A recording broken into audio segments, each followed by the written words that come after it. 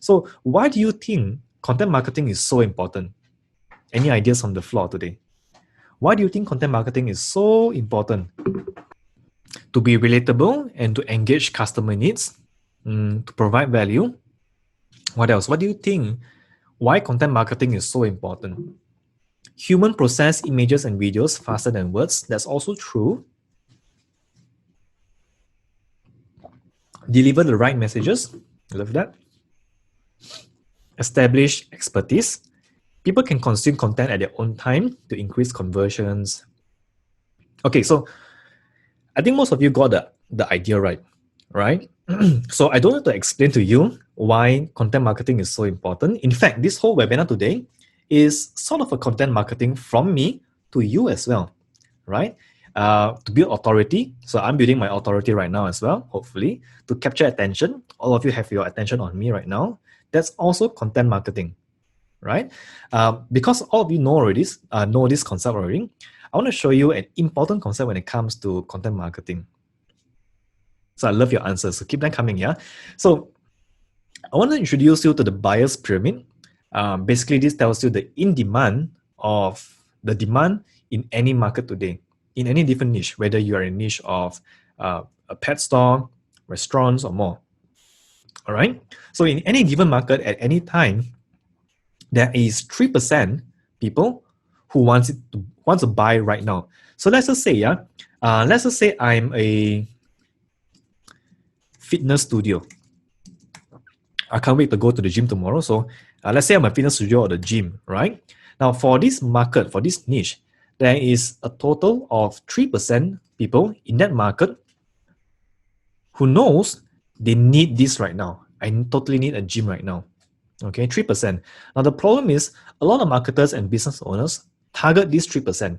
Everyone targets this thing, right? You have seen ads that say, hey, come to our gym, our gym is this is our package. So this kind of ads, they assume that people are ready to buy, and therefore they're targeting these 3% of people from the whole market who wants to buy right now.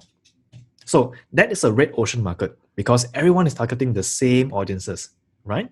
Now, in any given market again, there are another 7% of people who are open to it. There are 30% of people who is not thinking about it. Another 30% of people who think they are not interested in a gym.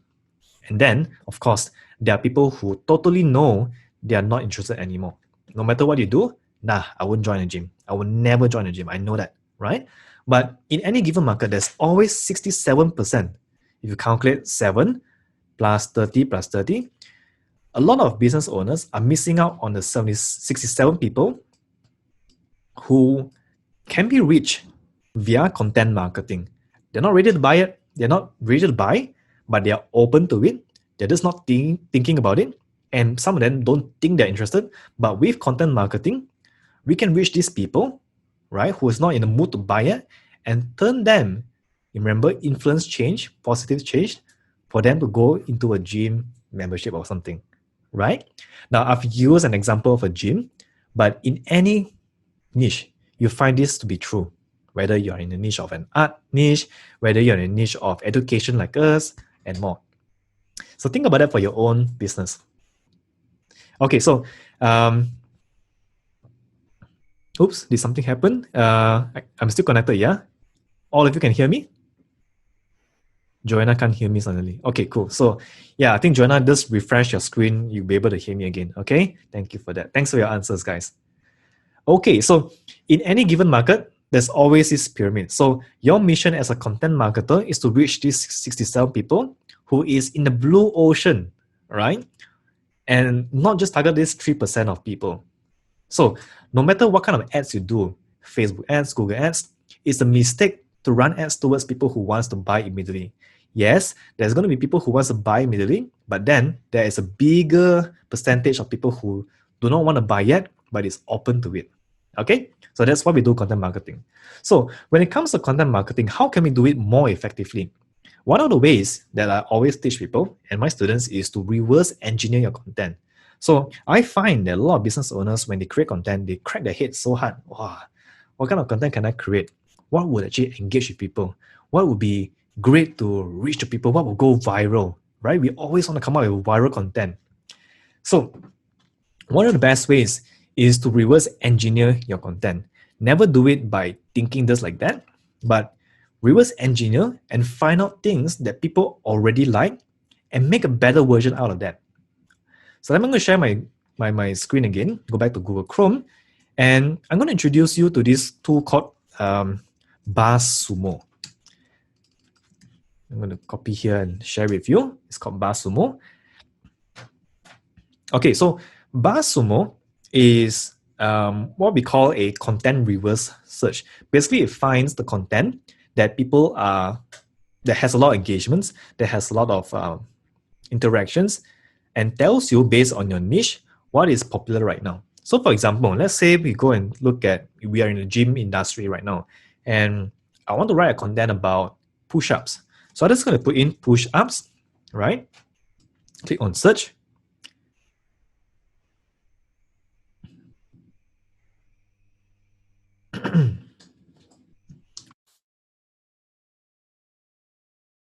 Okay, so you can see that a lot of the a lot of funny content based on push-up. This is nothing related to push-ups at the gym, right? So let me just change this again, yeah? I'm going to change this to push-up instead and see if that comes out better.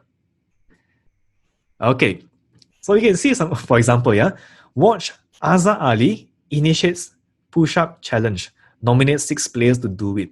And we know that this content here has 4.9K engagements, 4 Twitter shares, and in total, 4,900 engagements and shares. That is a lot. So we know that this is a content that people are interested in. Now, you as a content creator, can you create a content around this topic that we know people are already interested in? So we are reverse engineering content that works rather than thinking of something that would work. All right, let's look at more. The Bring Sally Up song fits push-up or bodyweight challenges. 1.8K engagement, over 100 plus of shares. So we know that people like this Sally Up. Sally Up is crazy fitness song, by the way. So we know that people like this title, right? Bring Sally Up.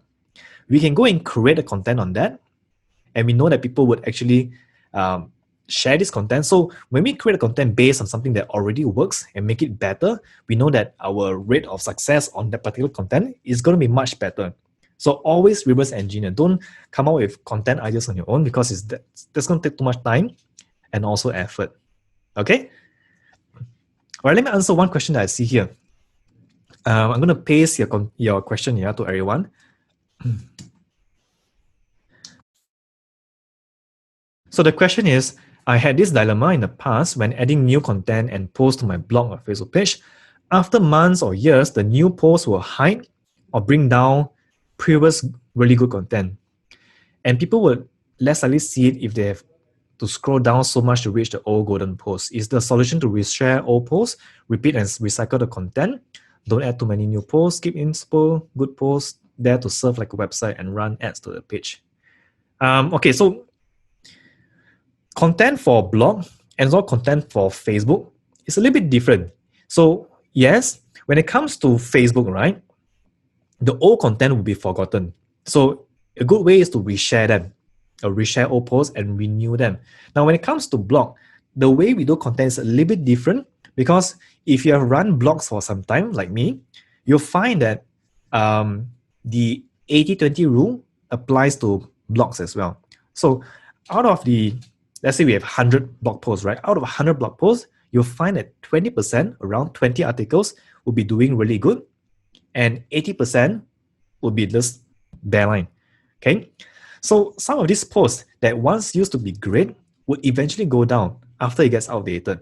But when it comes to blog posts, we can refresh it. In fact, when you refresh a blog post on your blog, Google loves it, because they know you put in new content, and therefore they will rank up your post again. So that's something that we do something I do at my blogs as well. So refresh your blog post if you're writing it on the website, on a blog. But when it comes to Facebook, you can actually refresh an old post. you would have to either reshare them or to create new content of it. So on social media, it's always a continuous cycle. On blog posts, you can actually reactivate those old posts that has done well before by re-energizing it. Okay. Okay, so what if you need to create content in Chinese? Now, to be honest with you, I don't have much experience in Chinese. I don't even speak Chinese. Yeah. Can we still use BuzzSumo, or do we have other better tool? So BuzzSumo works based on keywords. So if you're able to type Chinese inside there, they are also able to crawl Chinese content. Okay. All right. So hope that helps. I'm going to move on to the other things that I prepared for you. So I hope so far it has been insightful. Yeah. If you have questions along the way, just let me know. I'll make sure to answer all of them before we end today.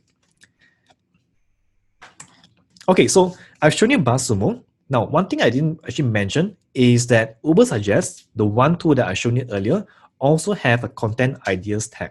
So you already know the link to Uber Suggest. Go and try it. And for each particular keyword that you put inside, you also see a content idea list that shows you the type of content that you can create for that particular keyword. Okay, so use that to also research. Now, one thing before I leave you in content marketing is to always have an ascension plan for your content. So too many businesses today are creating content out of nothing. They create content just because of content. Oh, people say content, so just create content lah. So yeah, like that. But when you create content, you must always have an ascension plan. An ascension plan means somewhere to bring your users to. Okay, so I'm going to give you an example, very quick one, of the way we have our ascension plan. So you can see in this example here, yeah, simple example. I first created a content on my website, okay, and I would post it on, let's say, Facebook. Now, people will see content on my Facebook. They will click on this article, right? And they'll go inside an article to read that article to see what I have to teach them or something like that. Right? Now, when they read this content, they get Pixel. If you do not know Pixel, it's basically a JavaScript code that we put inside their browser so we can track them. We can track people who reads this page. So to make this simple, when they do that, when they come to my website, they'll get Pixel by a cookie. Not your physical cookie, but a small browser cookie that is inside your browser. So we track these people. Okay? Now, after they exit that website, we then ascension them. We have an ascension plan by retargeting them or remarketing them with an ad that says, hey, you have read the article.